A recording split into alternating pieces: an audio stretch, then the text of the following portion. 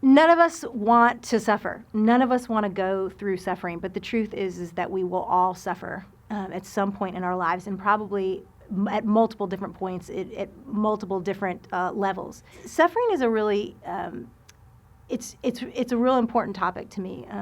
Obviously, all of us have suffered. I've had lots of different things that have played into some of my suffering. I know as a child, I had just profound, paralyzing anxiety. I went through some really dark seasons of depression.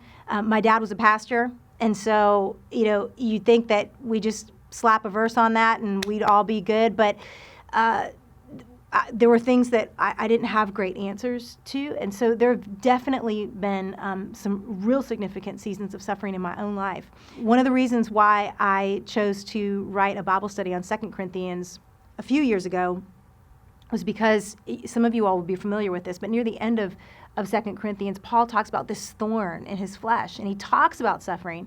And he says, I pleaded with the Lord 3 times that the Lord would pull this out or remove this, whatever, we don't know what the suffering was, but whatever it was, Paul pleaded for it to be removed. And yet we find Jesus actually speaking to Paul and saying, my grace is sufficient for you, and my strength is going to be perfect in your weakness.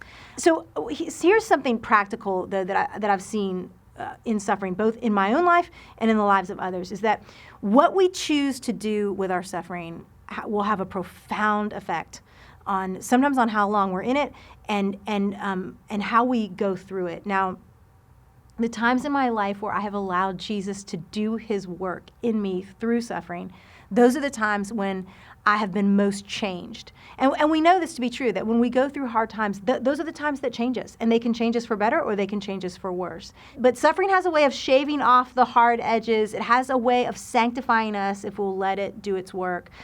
And as I'm in those times, I try to bend into the Lord and say, Lord, do your work. Make me more like yourself. And when I'm able to do that, when I choose to do that, the Lord softens me. He humbles me. He makes me much more compassionate for the people that are around me. But there have also been times where I have bowed up under the suffering, where I have gotten angry, where I have bristled. And you know what ends up happening there? We get bitter. We get hard. We can sometimes become unforgiving, and that's when suffering does the work in us that's not positive, that's not helpful.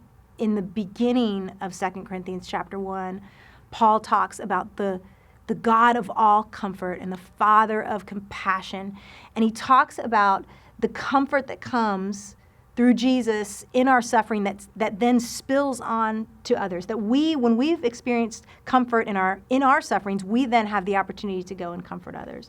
I think there's so much positive and so much good that can come out of suffering. And honestly, if you're in a season like that right now, I would press into it and I would ask the Lord, what are you doing in my life? What do you want me to see? How do you want to change me? And comfort me so that I can then go and comfort other people.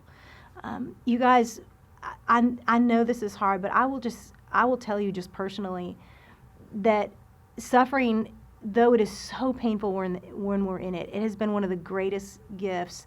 Not the suffering itself, but how Jesus meets us in our suffering. And you and I have a choice to meet Jesus in our suffering. And if we do, and if we choose that, his grace really will be sufficient, and his strength really will be made powerful in our weakness, and we'll have a comfort to offer others.